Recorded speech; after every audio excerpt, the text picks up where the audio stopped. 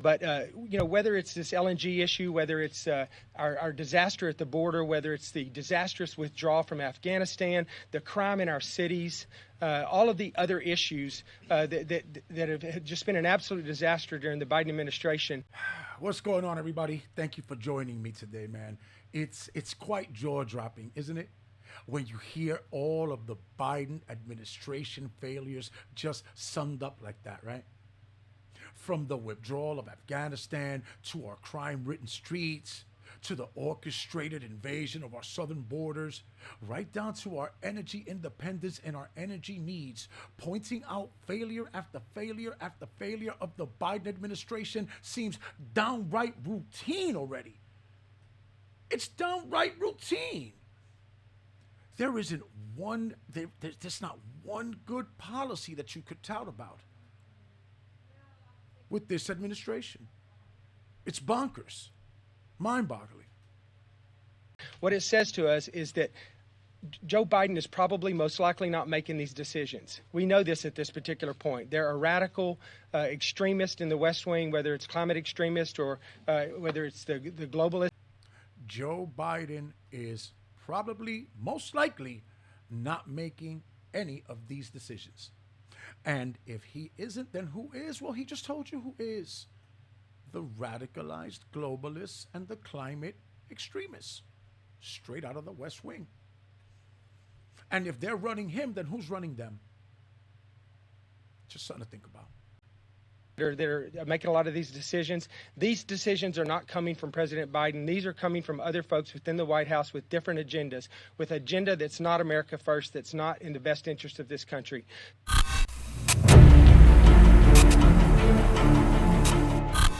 Before we talk about the week ahead, I want to touch on the bombshell report last week from the special counsel confirming that President Biden retained and mishandled classified documents for years in unsecure location. Special counsel Hur's decision to not prosecute Biden because of his deteriorating mental state further demonstrates the un-American two-tier justice system that exists in Joe Biden's America. So you heard that right there, right? Boom! Bombshell. How Biden retained and mishandled classified documents for years at an unsecure location, Penn State, Delaware, Hunter's house. Only the devil knows. But the special counsel, appointed by the president himself, mind you, found that the president couldn't be held liable because of his declining mental state. Oh, how convenient. How convenient indeed. The Hur report my ass. There cannot be one set of rules if your last name is Biden and another set of rules for the rest of America. And the American people know that if someone is mentally unfit to stand trial, they are unfit to serve as commander-in-chief. What I want to talk about is in regards to the Hur report that just came out. I think this is on the mind of a lot of Americans right now. I want to just state the obvious. If you're not cognitively fit to stand trial or to answer accusations against you, you're obviously not cognitively fit to be the president, our commander-in-chief, and our head of state. And I think that, we have to, at this particular point, we have to start asking the hard questions. I'm glad to see that some of the press is starting to do that. I've been saying individually for a long time since he was candidate Joe Biden that this man's not cognitively fit to be our head of state and our commander-in-chief. Joe Biden hasn't been cognitively fit to tie his own shoes since 2019, let alone be the commander-in-chief, to run the free world. But there's a whole bunch of mainstream media outlets out there that would beg to differ. I guarantee you that.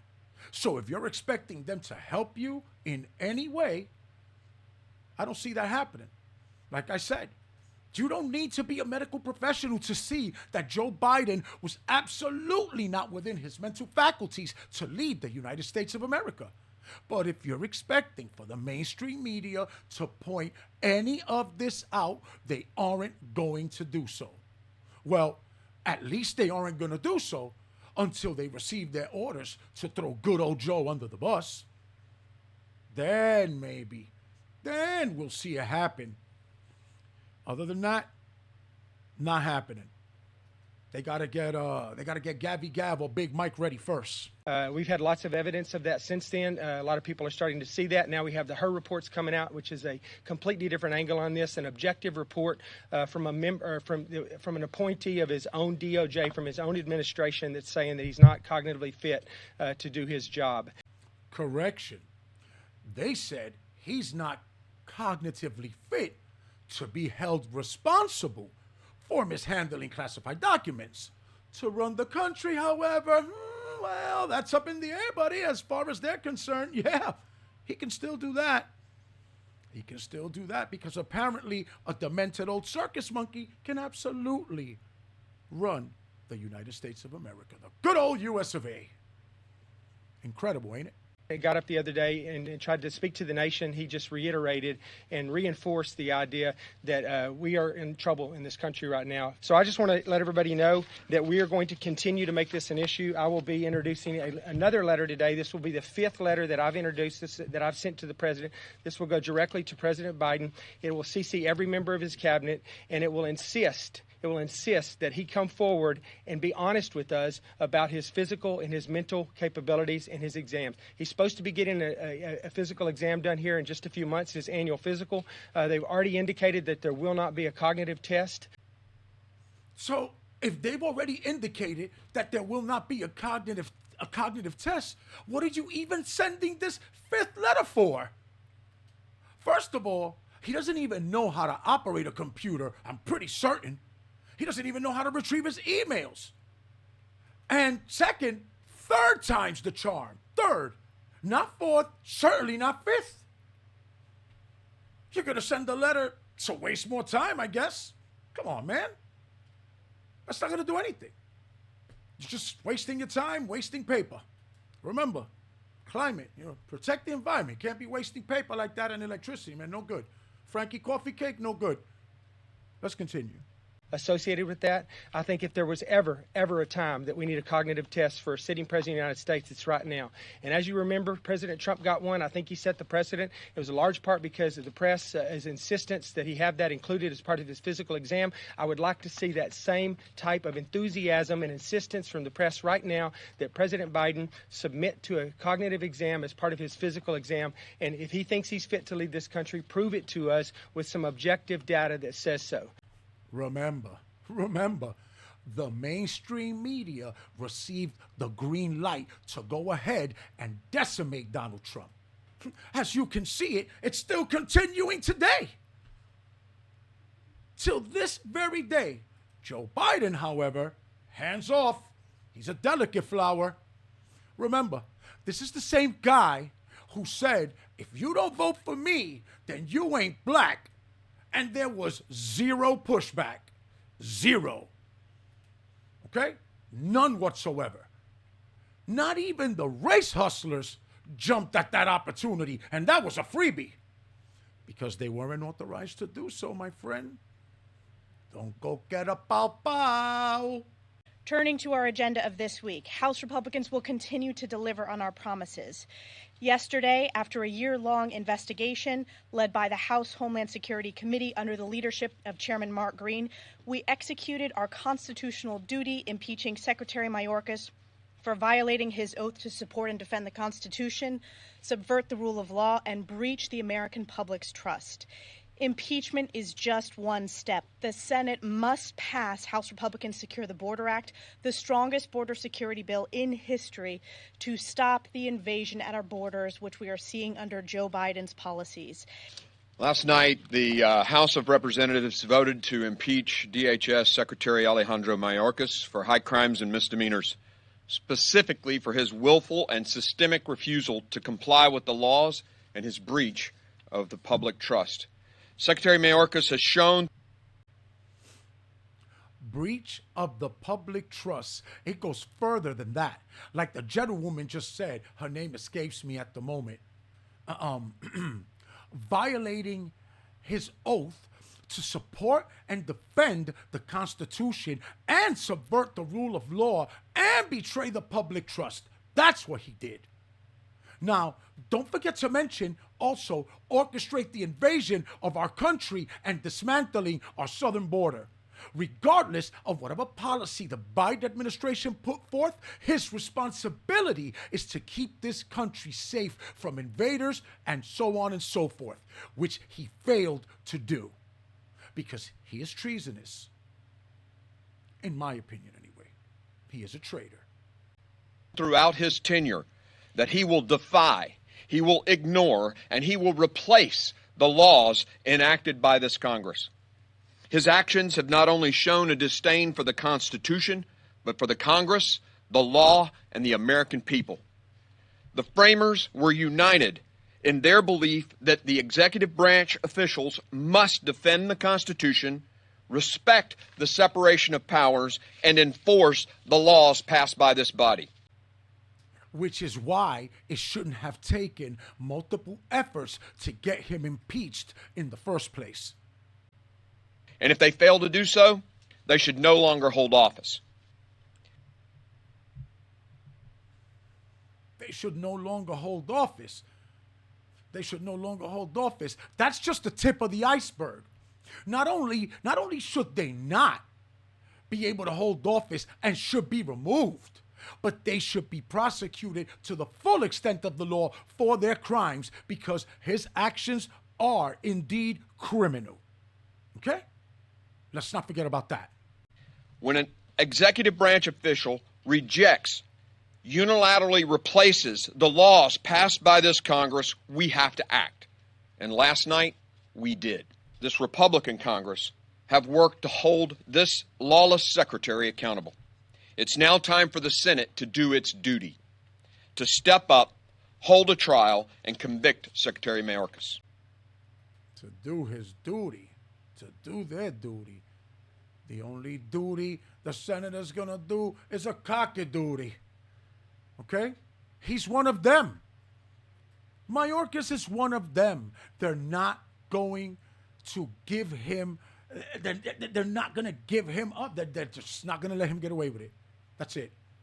You know what he's going to get? He's going to get a slap on the wrist, and then they're going to send him on his way and say, you promise? You promise to be a good boy, right? We trust you. He learned this lesson. That's what 2/3 of the Senate are going to do.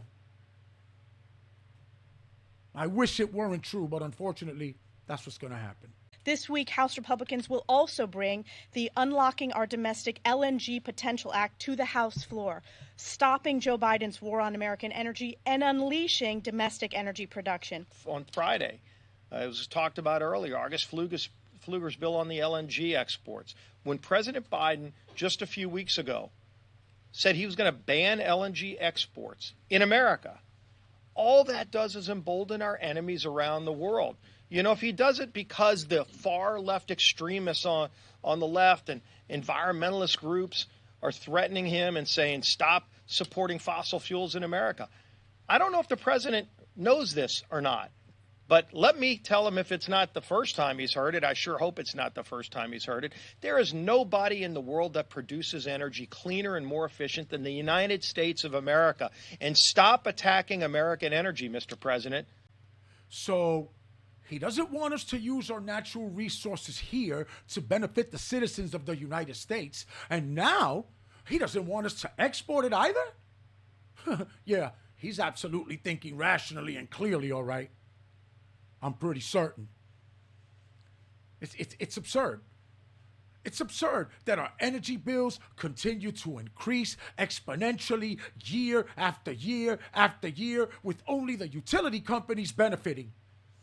If there are ways to utilize fossil fuels to provide clean and efficient low-cost energy for the citizens of the United States, as well as create jobs, mind you, make us energy independent to boot, as well as create an export market, you know, for other countries that very much could use our help. At this very moment, they could use some help with their energy needs so they can warm up their homes. To me, it's a no-brainer. But, you know, Greta Thunberg and all that. Climate change. Because when we make energy, we do it better than anybody else in the world, and it allows us not only to lower prices here at home for families who are struggling, but it also allows us to send that energy to our friends around the world. And when President Biden takes that energy off of the market, that just means countries like Russia and Iran become more emboldened because those countries still need that energy. We still need that energy. And when he shuts down LNG exports, it also stifles production in America. That kills jobs here at home. And again, the cleanest place to produce energy in the world, and it raises prices on families who are struggling. Why on God's earth would you want to do that? You would only want to do that when you want to decimate a population and burden the people. That's the only reason you would do that. To sow disruption and chaos. It isn't as though they've provided one alternative that is actually a better option. And none. The Go Green Initiative is nonsense. It's just a way of corporations padding their pockets, and that's it. Getting away with all of the fucking landfills that they have and all the plastic.